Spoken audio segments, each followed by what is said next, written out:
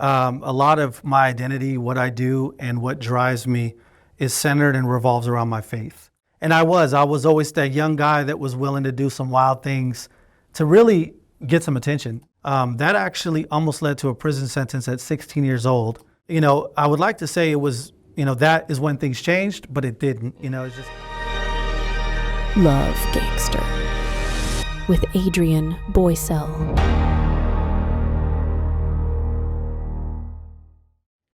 Yo, what's up everybody? Welcome back to the Love Gangster. I'm your host, Adrian Boysel, and today I have another great interview and an even better guest. He's a social impact entrepreneur. He is a filmmaker, but more of a content creator and content marketer than a filmmaker. He's got a gift for that. He's worked with government organizations. He's worked with nonprofits. He's worked with a lot of huge names. And today he's coming to share his knowledge, share his story, as well as share some of the challenges and things that he's doing to make a positive impact in the world as a social impact entrepreneur like myself. And so I've known this guy for about 3 years. We've connected many times online, had a lot of conversations, talked on the phone, and he's helped me out in so many ways. So finally I was lucky enough to get him here to the studio to have an interview with him. So without further ado, let's go ahead and jump into my interview with Mr. Jesse Delgado. What's up, brother? What's going on, brother? Good to see you. Glad we can make it happen. Heck yeah, we made it happen. Welcome. Thank you. So we're gonna have a fun conversation. I'm excited for everybody to get to meet you that's been following me, following the show, and I've had a lot of people reach out to me and tell me about, how much they love this social impact Love Gangster concept and how they want to be on the show. But I'm super picky. And the reason why I wanted you on the show is I've seen a consistency across years now of you pouring into other people, from your Kingdom Creative to the filmmaking work that you're doing. And every time I've ever asked and called you or reached out to you for help, you've never hesitated to help me. And so that meant a lot to me. And I know that you're just genuinely an authentic love gangster yourself. Hey, so I'll take it. Excited to have you here, dude. I'm excited to be here, man. And that means a lot because, just my philosophy behind that is I think, we all start from the bottom, right? We all start trying to figure things out. And one of the most frustrating things that I've just seen in my life is, a lack of support sometimes. You see somebody that you admire or that you look up to, and you're just trying to learn. And sometimes, at least for me, I haven't had the best experience. I have had some good ones, and those changed the game for me. But, I've always said to myself, I want to be that person that just helps other people with a hand up and get to even further than myself. Like, there's no competition. So I appreciate you even saying that. Well, you said the magic word there. There's no competition. I think that's really valuable. My wife and I's interview had the same kind of theme throughout our conversation. Is competition is really doesn't benefit anybody. Now, from a sports standpoint, obviously there's some value to it, and it's important because it's what's driven me in some of the areas of my business. But in a helping each other, people that are in the same industry, like we're here out making the world a better place and actually solving people's problems.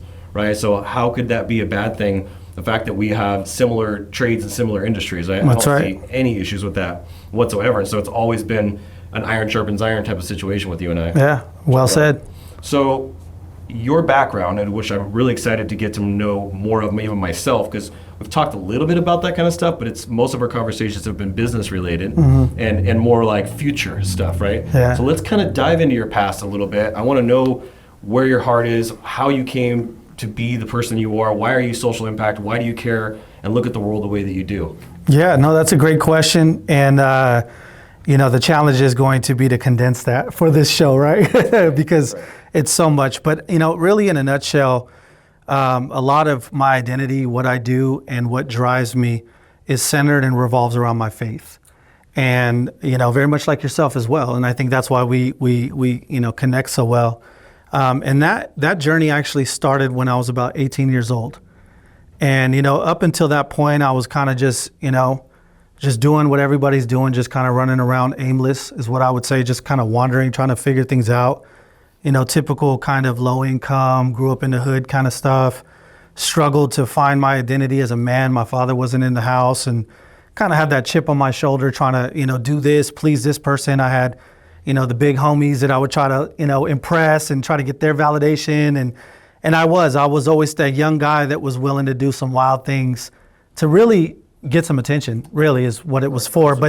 Or some respect, yeah, and just, stand out. And so that actually almost led to a prison sentence at 16 years old.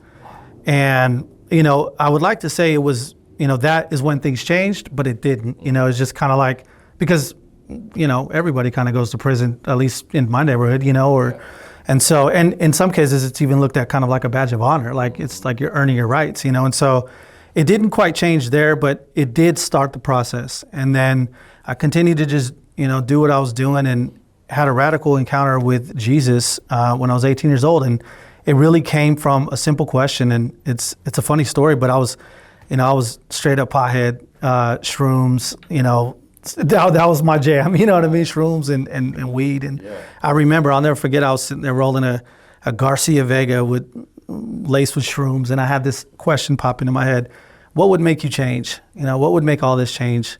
I thought, I don't know, maybe, God, if there was a God, and probably one day when I get a family.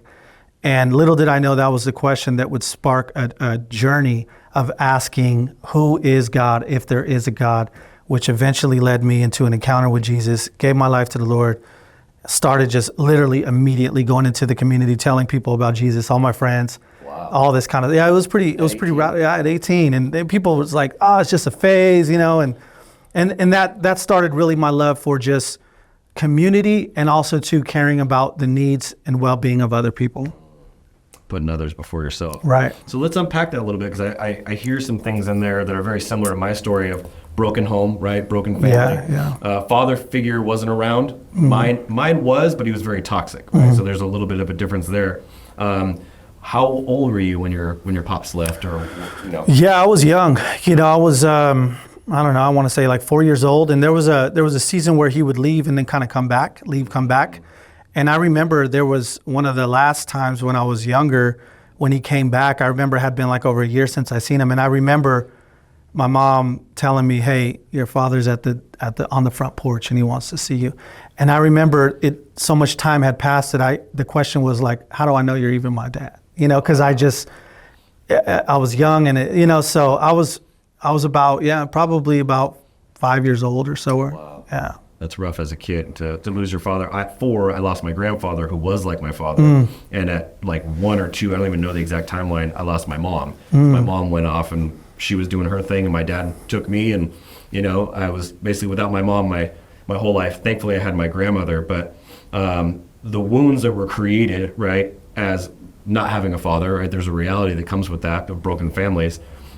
Obviously, watching you with your current family, I've seen a lot of posts and pictures and even videos of you and your family. It's a beautiful thing. Thank you. The thing I think that we share that's really exciting, and we'll talk about this more going into the future part, but we're breaking those generational curses. That's right. We're taking out those chains, breaking off those chains of that broken family, right? We're restoring our broken families and repairing. I mean, I'm sure your dad wasn't the first one to have a broken family. That's right. That's right. And to be part of that cycle, that stemmed from somewhere. So where do you think that came from? Obviously when we get older, we realize like it's not his fault. Yeah. Right? Like hurt people. That's right. And broken people are broken, and unless they're willing to do that deep work and go within, they're going to keep perpetuating that same kind of thing. So where do you think that stemmed from for your pops? So I do know a little bit about his story and upbringing, and you're exactly right. It took me a while to get there, because for a while that was kind of my chip on my shoulder. That was the thing that motivated and drove me to be ambitious, to be an entrepreneur, to be a hustler, to do all of those kind of things, But through just processing my own internal stuff and even with other people and counseling and doing stuff, I've really came to that realization that, he did the best he could with what he had. There it is. And, matter of fact, even not too long ago, I actually had an interaction with him where I sat down, because my whole life he's been in the same city. Wow. We've just never had a relationship. And so it's pretty wild when you think about it, like, will I ever run into him at a Walmart or something, you know what I mean? But funny enough, we got in contact with each other and sat down, and I'm thankful because I was able to really see him through those eyes and say, hey, listen, man, I ain't got nothing against you. I think you did the best you could. And knowing about some of his story, he's from Sinaloa, Mexico. His mom died when he was younger, came over here with some siblings, did the best he can. And, so I think he had his own situations that he was young when him and my mom got together, and they're just trying to figure things out. And so I have a lot of compassion and, for him in that way. Yeah. We don't have a relationship, but I at least understand it wasn't because of me, it was really just, you're just trying to figure things out yourself. I like the posture of that, because that's really what you can look at him even with the father's heart, even though he's your father, you have that compassion and love. That's right. And like, hey, it's okay. I'm not angry at you anymore. And I had a lot of that towards my dad, towards my mom, and family members of mine. And so being able to let go of that and be more Jesus-centered, more, the heart of Jesus, I think is really powerful. So you have that experience in life. Are you the only child, or how do you fit into your... Yeah, so it's interesting, actually. So I have an older brother and a younger sister, and they both have the same father. Oh, wow. Yeah, so my mother got with a man and had my brother, got with my father, had me, went back to the other guy, and then, my stepfather, and then basically had my sister. Nice. So was your stepfather in your life for any long period of time? Yeah, he was in a long period. And once again, he had his own situations that he, kind of caused him to grow up missing the beat on a lot of things. So, like he did the best he can. And, God really used him when he came back into the picture, and really used him to give, just a presence, a male presence. And so, yeah, I'm grateful for him too. So your siblings, do you have a relationship with them? Yeah, oh yeah. Me and my brother and sister, crazy tight. We've been, for a long time, me and my brother, we just grew up with single mom when my dad left. Yeah. And his dad wasn't in the picture. So at that time. So, me and my brother grew up crazy tough, just always doing everything together. A lot of times he was my father figure, my older brother. He would babysit me. How much older? He's 4 years older than me. Yeah. So a lot of times my mom would go to work or whatever, and it'd just be my brother and me. And, got it. So. That's awesome that you had that older brother. Yeah, absolutely. Was he a good influence? Oh yeah, my brother, so in our relationship, I'm more of the stingy type and my brother's the giving type. Like I don't want people touching my stuff. Like I'm just that stingy type, but my brother's always like, hey man, he'll give me the last, he'll give me the shirt off his back. And honestly, he, there was also too a lot of abuse in the home and stuff. And so, I'm forever grateful for my brother because he shielded me as an older brother from a lot of trauma, a lot of hurt, and a lot of that abuse that could have came my way. He took the brunt of that. Wow. So yeah. That's cool. That's powerful. It is, man. It really is. Wow. So what I'm curious about, kind of moving into where you are now and kind of present tense, but kind of bridging the two, your life and who you've become, through your faith, your walk of faith, which I think is obviously a testimony in itself, and now having this amazing family. What is one piece of advice you would give to somebody, because there's going to be a lot of people listening to this that have a very similar background, coming from a broken family. I mean, we know the rate of divorce and things like that for the last 20, 30, 40 years, right? And that's about the age demographic of people listening to this. What advice would you give them besides find Jesus and walk in faith? What are the more practical advice on a day-to-day basis would you give them if they were walking around with those generational wounds and that kind of in bondage and enslaved by some of that childhood trauma?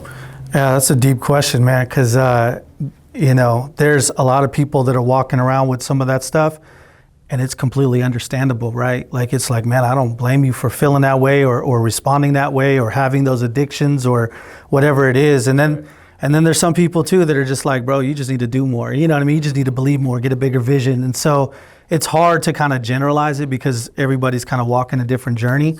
But what I would say is this, and this is just kind of a principle that I live by. And this is, you hear in Christian circles, you hear a lot of talk about the kingdom.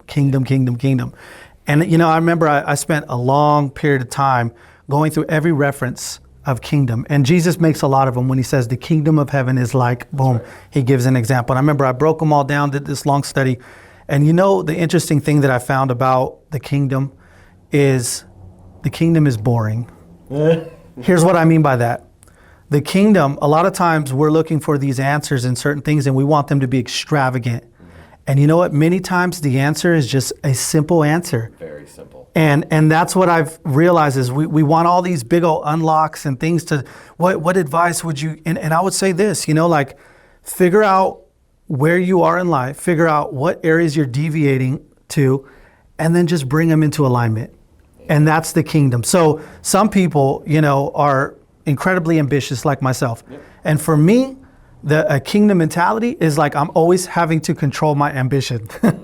And I'm always having to trust. And then there's some people, and there's a lot of people I've met like this too, where they need more ambition. They need borrowed ambition. That's right. And so for them, the answer is like, you got to find that spark to get you more excited about life. And, so I think that's a general way to kind of put it. That I would put it, yeah. I think that you reminded me of, I think it was a movie, it was like Susan Sarandon or somebody, well-known actress, she says in the movie line, one of the lines, and I was like, that was powerful. She said the truth is usually simple and quiet. Mm-hmm. And I think it was Jesus Revolution. It was the wife of Jesus Revolution of what's his name, with the dad who played the dad in that. And she says the truth is simple and quiet, and the lies are loud and loud and complicated. Yeah. Right. And there's so much truth to that. It's like a lot of the noise you see in politics, and social media, all the stuff that's being, whether it's the Andrew Tates or the Logan Pauls or whatever we're saying, all these people that are looking towards right now, is they're loud, they're dysfunctional, they're complicated, but you see the people who bring just simple truths like Jordan Peterson. Right. Sometimes even Joe Rogan, right? They bring these simple truths to the table, and those are the truths to live by. And you look at the 10 Commandments, like how much more simple it be, right? Yeah, it's simple, but it's not sexy, right? It's simple, but not sexy. It's not what people are wanting. They're wanting, and there's just a lot of distractions. And so I think that's one of the just inventory, man, just taking inventory. It's huge. Yeah. So I know we spent a lot of time on the past, but where you're at today, you're a family man, a business owner, community builder. Yeah. Give us a rundown of what it is you're doing, because I even want to hear about what you're doing in the prison system. And, a little bit about what sparked that. Yeah, one of the biggest achievements or things that I'm most happy about is I'm a faithful husband and I'm a present father. And why that's so important to me is because I grew up without an example of both of those. And so those are continual reminders to me that this ain't me. This is God actively involved. I remember having a conversation with a pastor years ago, and I was telling him that, I'm not really, like, I desire companionship, but I'm not really into marriage. Marriage, and he said, why? And I said, what if you knew that if you stepped on an airplane, that one out of every two airplanes would crash? Would you take a flight? Wow. And he was like, no. I said, well, that's the stats. 50% of marriages fail. That's right. So why would I want to jump in that airplane knowing that it's going to crash? And he was just like, whoa, I never looked at it like that. But I have, because I never grew up with any type of view. I never even knew one person that I can point back and be like, they had a healthy marriage. That's right. Or he had a healthy father in his home. You know what I mean? Right. So I think those are the two biggest things that I'm really proud about, and striving continually every day to try to show up even more in the midst of all of the busyness and all of the stuff and all of the ambition and all of the desires and goals and dreams and all that stuff. So right. I think that, and then of course, just really continuing to make it about people, whatever it is that I do, make it about people. And from my time of, being involved in the church and doing community stuff, man, nothing matches that. Nothing matches that. I'll give you an example. And this was an interesting, eye-opening example. I'm growing my business, and I have this potential that I'm actually on my way to pitch a $50,000 video job. And up until that time, that just was an unheard of number. It was like, man, these are the things that you just hear marketers say they can do for you, exactly. But you never actually land one, who's paying $50K for a video, And I was on my way to pitch one. And I get a call from one of my guys that I'm helping to mentor in his business. And he shares with me a win. And the win, if we were to just put a monetary value on it, the win was probably a couple $1,000 win for him. But I was just celebrating with him on the phone. I was so excited because it was a level up in his business. And I was just we were just living it up in that moment down there. And I remember I went down there, I finished closing that video, $50,000 video package. And they bought it, everything. And I walked away going, yo, this is awesome. And I immediately thought of that conversation I had on the way down there. And I said, you know what? I got more joy out of that than this. And don't get me wrong, I was joyful about that. Like it was an amazing, that was a big deal. Jesus is good. That was a big deal. Yeah. But I'll never forget how much more fulfilling it was celebrating that win with somebody that I was helping to progress in their journey. And so I just, I'm down for both, man. I'm here to make the money, but I'm also here to help other people make theirs too. That's neat. I'll just add real quick. You reminded me of a buddy I have. His name's Caesar Jaramillo, and I started helping him. He reached out to me on Instagram in 2009 or 2010, long time ago. And he was just a beginner graphic designer, same kind of situation, grew up in the hood. His parents are from Mexico, rapping and hanging out with kind of the wrong crew. And I've watched his life transform. I started mentoring him back then in graphic design. He started doing graphic design as a side hustle, started picking up. Next thing you know, he's doing graphic design full time while he's still helping his parents run their transmission shop. Then all of a sudden he's like, I'm gonna leave the transmission shop. And this is not all of a sudden, over the course of 6 years, I'm gonna leave the transmission shop and go out on my own with my Arctic Lynx. And I was like, dude, I'm so freaking proud of you. Just celebrating all these wins with him, showing him how to do printing, just pouring as much as I just possibly could into him. Then I built the Instagraphics community and I got that going and he's part of it, and he kind of drifts away, and I'm hadn't talked to him in probably a year. And so about 6 months ago I reached out to him. I was like, hey brother, dude, are you okay? What's going on? How you been? What's happening? What's new? And he's like, dude, you'll never believe this, where I'm working right now. And I'm like, you're working for someone? He's like, yeah. He's like, I work for Patrick Bet-David. I'm his Oh graphic dang, designer. wow. And I'm like, I'm Fire. sorry, what?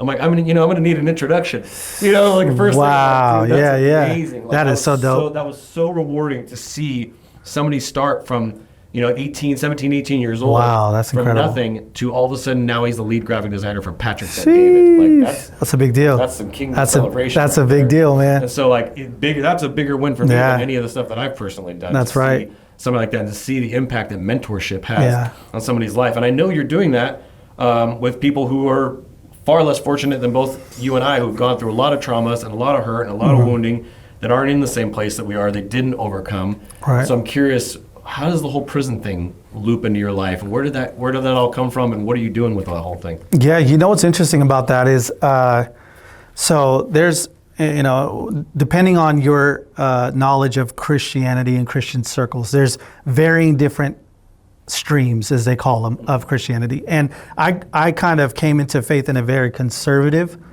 stream of Christianity, where they didn't do a lot of it wasn't healing or prophecy or any of that kind of stuff, And so I got involved with the ministry early on, but a while back, early on into my faith, and they were involved in more of the charismatic type of stuff. Evangelical. Yeah, more like charismatic, prophecy, word of knowledge, kind of just more spiritual type stuff.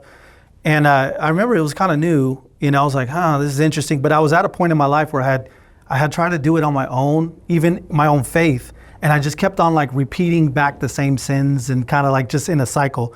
And so I was desperate. I was like, man, God, I'm really trying to get connected to you. I keep on doing the things that I know I shouldn't do and all that kind of stuff. And I was attending this fellowship, and one of the guys up there, which I'm still in great just community with today, gave me what I say was my first prophetic word. And I went up to the altar, they were praying for people, and he just started to speak over me and declare things over me. And one of the things that he spoke over me at that time was that God would use my gifts in dark places where other people didn't have access to. Wow. And I'll never forget, at that moment when he said that, a picture of a prison popped into my head. I just seen a prison. And I thought, okay, maybe prison ministry. I mean, I knew a bunch of people that went to prison, you know what I mean? Yeah. So I was like, no doubt, But that was actually 10, 11 years ago. Wow. When he did that. I never forgot it, but nothing ever really came of it. Well, it was about 3 years ago that I actually got involved in a film project inside of San Quentin prison and became a volunteer to help teach media. And they have a media program over there. You guys can look it up. It's called Forward This Productions. Wow. It's on Instagram. They have their own YouTube channel. They have their own, these are incarcerated filmmakers that have their own social media channels, which by just that alone is unheard of. That's unheard of. And they got people coming in there like SF Film School and some other people from Berkeley and all these other, and so they got a great thing going on. And so I help the program and I help volunteer, get them connected to jobs out here. And so, when I it wasn't initially that I put it together, but it was probably a couple of years after volunteering, I was reminded of that prophetic word. And I said, oh, this is it. And so, yeah, it just kind of came full circle. And so, it's nothing that I did, honestly. Like, funny enough, I got involved in it because I seen a picture on Instagram and I just commented, man, I would love to be involved in that project.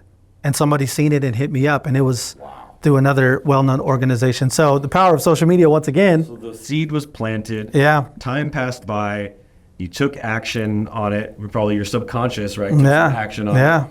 And then the opportunity arose and it presented itself, which you jumped on. And now here you are 3 years later, still working in that space. And yeah, still volunteering in that. We have, there's a couple other media centers that are being opened up. One just opened up in Chowchilla Women's facility. So I'll probably be going down there trying to help start that program a little bit with the filmmaking. And then Mill Creek is another one that, and so, yeah, I mean, and who knows where else. Wow. So you have the prison ministry going on, you have Kingdom Collective or Creative. Kingdom Creative, yeah. Kingdom Creatives, and you have Storyline Media Group. Yeah.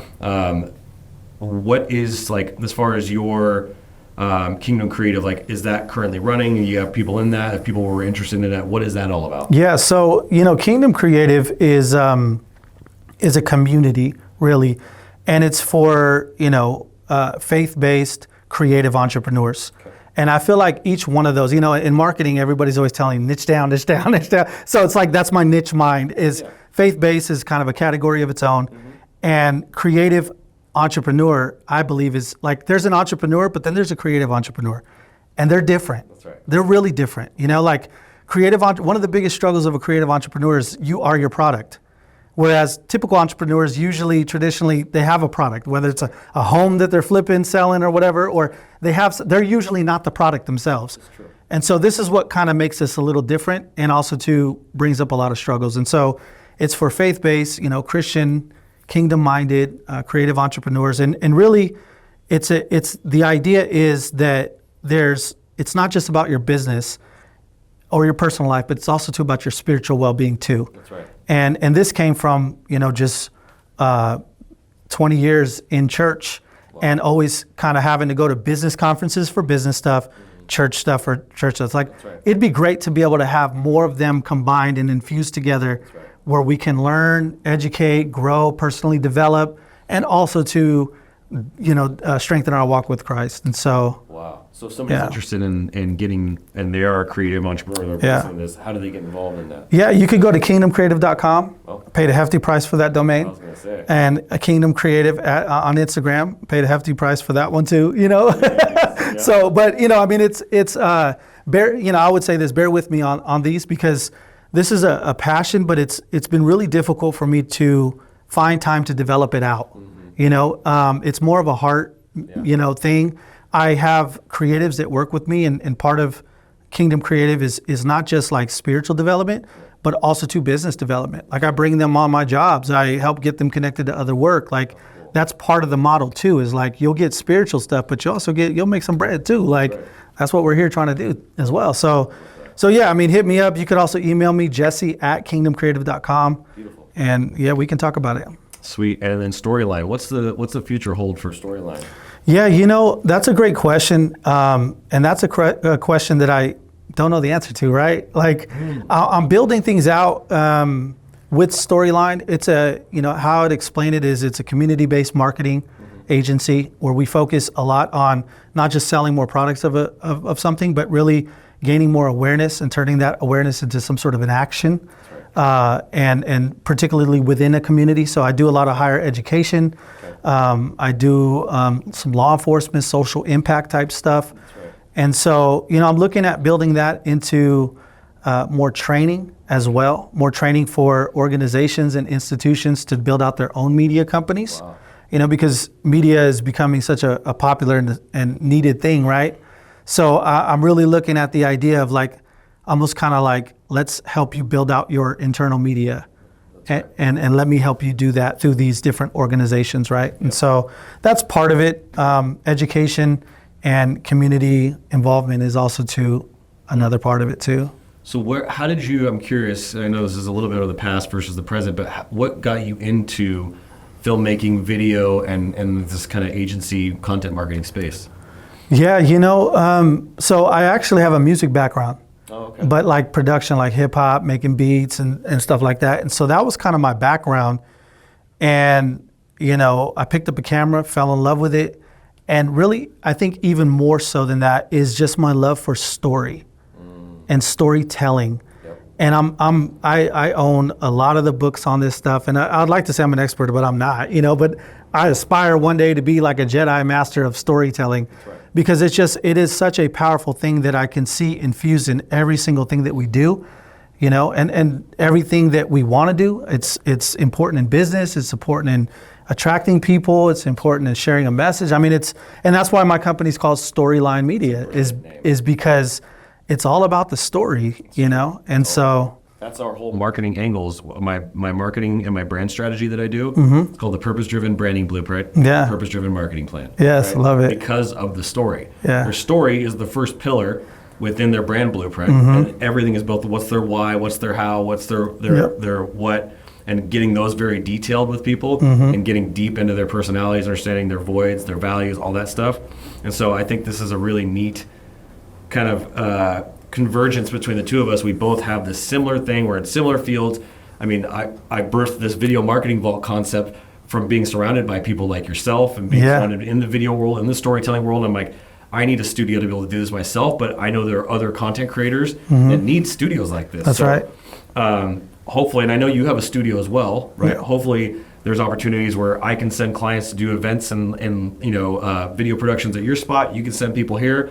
And again, that collaborative thing would be really huge for people. So if you guys are needing an amazing studio, whether it's in downtown Sacramento, because that's your location, right? Is it downtown Old Sac, Sacramento, yeah. or in Lincoln, Roseville, Rockland area, we have access to stuff like this, which would be really helpful for anybody that wants to go out there and tell their story. And you have two amazing people who are passionate about storytelling and helping. So definitely ask for help or give up on your vision, right? Kind of one of the things I like to say. So That's good. Moving forward to the future, I did ask you a little bit about Storyline. Yeah. What does the future hold for Jesse on the personal level? What is it that you are trying to accomplish? Legacy, family, homes. Like, I want to know more about what you're dreaming of. Yeah, that's a great question. And thankfully I've thought about it, or else, right. And I really am venturing into learning how to do business at a higher level. I'm self-taught everything, just hustler, just get, like a lot of us, you know what I mean?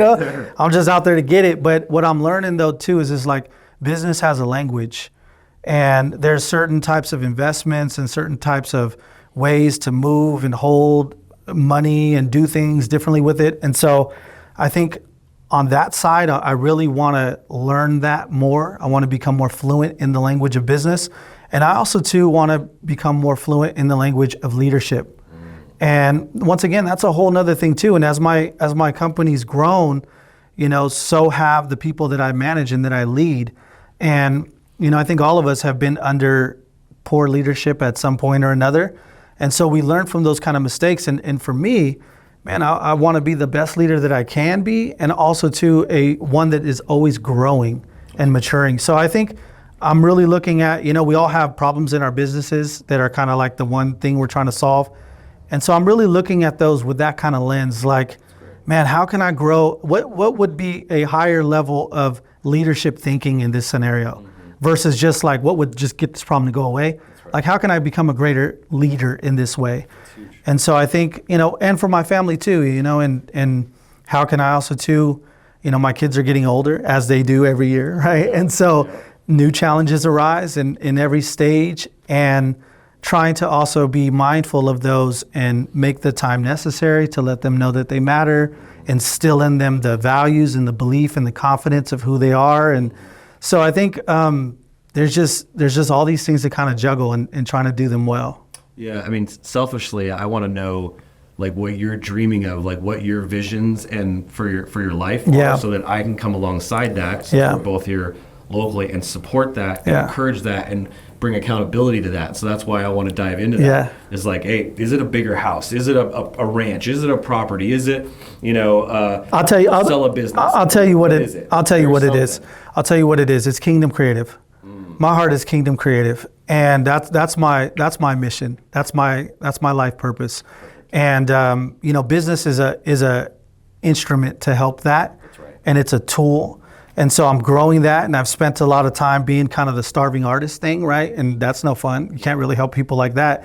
So I've spent some time, and now I'm to another level where now I need to okay, you got some time, some resources, you bought some stuff back. Now you got to go reinvest it in Kingdom Creative, and that's where I'm trying to focus on with YouTube, educational content, conferences, events. Just that's where I need to be. Amazing. Yeah, that's huge. I am in alignment with that vision. I tried to do it by myself with Instagraphics. I still have it, and we have the circle community and all that, but just the amount of time that it takes to dedicate and to mentor and to do weekly calls and to do events and live streams, it's a lot. It's a lot to take on, but that's what we were made for. That's right. We were built for that kind of stuff. So I'm excited to see what that future holds for both of us, and hopefully they continue to grow closer. I'll be probably going deeper in more of a partnership with John, which I'm so grateful that you introduced me to him. He's such a rock star. Yes, he is. And probably literally not just working together, but teaming up together is what it sounds like things are headed towards. We're going to be meeting at 4:30 today. You might even catch him. That's awesome. And so things are just really shaping up there, and the network is growing here, not just locally, but nationally from some of the stuff. I just joined the board for Digital for Good, which is a nonprofit organization helping keep kids safe online and teach them and educate the parents and all that. So awesome. A lot of really cool things that I'll be able to share with you, and cross-marketing and cross-content creation. We should be creating more content like this. We should. Right? Yeah. So I think there's going to be an exciting future in that. The last thing I want to do, which is how I end every single episode of Love Gangster, is I want to challenge. I don't want to challenge. I want you, right, to challenge as a Love Gangster. Challenge the people that are listening to this to do some sort of random act of kindness and go out there and to be a Love Gangster. What can they do? What's a challenge that you would like to see people do? Yeah, I think, and this is actually a challenge that I've been really taking on myself, and I've seen a lot of growth come out of this. I want to challenge you, maybe the next 5 times that somebody just incredibly makes you mad, whether it's like they just, cut in front of you or do something. Maybe it could be even your own spouse. The next time somebody responds to you in some unfavorable way that just makes you incredibly mad, what I want you to do, or what I want to challenge you to do, is respond to them with love. The love that they don't deserve, but the love that you're going to give them because you got it in you. Amen, dude. So you got it right there. That's the challenge. Someone makes you mad, someone pisses you off, someone makes you upset, someone offends you. You got to go love them. Instead of matching their energy, you're going to go out there and love them. So that's your challenge. I want you guys to report back to me. Or you'll be swimming with the fishes. Capiche? All right, guys. Thank you so much for tuning in to the Love Gangster. Thank you, Jesse, for being here. We got a lot more content coming your way. We're going to be doing some stuff together. I already can see it. And so thank you guys for listening. I'll see you guys on the next episode. I'm Adrian Boysel, and as always, keep looking up. We came here to fill the void. I am love. I am peace. I am joy that can never be destroyed. I am love.